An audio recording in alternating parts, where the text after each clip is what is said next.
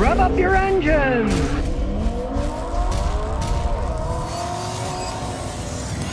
Hey, Raham. Scotty, I have a Honda Civic 2007 1.8. The car starter was going out because I was having trouble starting. The battery was good. I changed the starter, but now the car won't start at all. It was starting on and off because it was going out, so you replace the starter, and now it won't start at all. Make sure you have all the connections on tight. You don't put the terminal tight on the starter, the big one, or even the little one that plugs in, or if the negative or positive battery cable not on tight, that could be the problem. Also realize that practically every starter people buy these days are remanufactured. A lot of times they're bad out of the box. I've had it where I got a remanufactured starter, put it in, the stupid thing didn't work, and I'm like, ugh.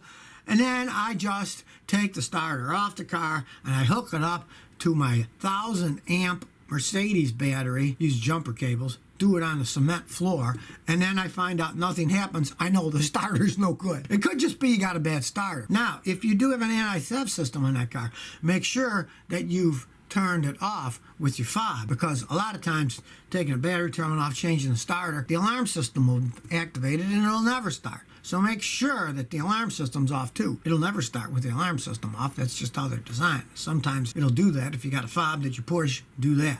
Now if you don't, well, then it's not that. Then it's either a bad starter or you got bad wiring that's not on tight. Raphael Lang says, hey, I checked the fluids in my RAV4 and I noticed the oil on my dipstick is way above the max and there's little bubbles on the top of the stick. I'm going to suck out that extra oil. Do you think it's damaged it? I drove it for 224 miles that way. Well, probably not. Now, if you do it for a long period of time, the bubbles build up, and of course the bubbles don't lubricate like pure oil, and if you've got air bubbles going through the engine, where the air bubble is, there's not oil, there's an air bubble, and it's not going to lubricate as well.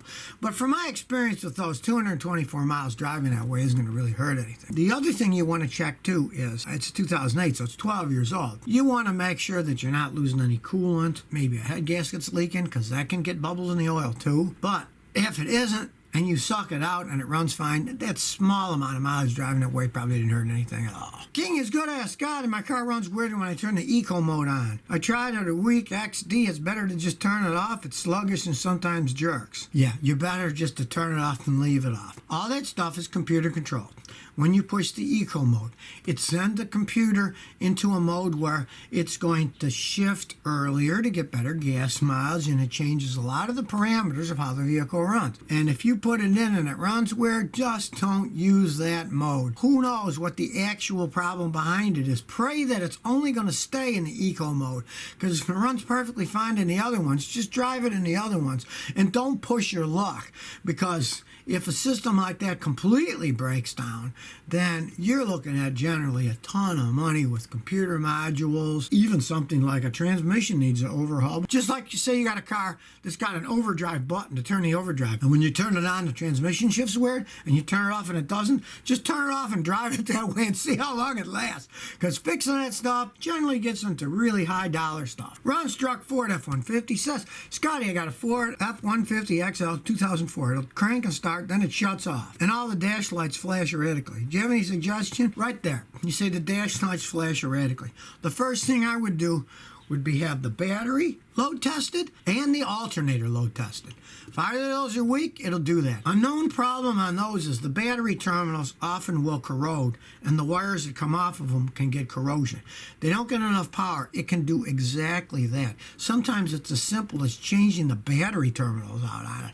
I fixed a bunch of them that way, and I found out that the electricity just wasn't going from the battery to the car because the terminal and the wires coming off all got corroded or got loose, and they didn't connect the electricity well enough to actually run the vehicle. It was good enough to start it up, but then when it was running, it didn't have enough power and it conked out. Check that first. Armada asks, I have an 04 Nissan Pathfinder. Armada has a multiple cylinder misfire. I changed the spark plugs, ignition coils, fuel pressure center, checked the fuel pump, all good, but still it misfires. Misfiring can be lots of different things. A lot of people think, oh, it's misfiring, not firing right, so it's in the ignition system. Not necessarily.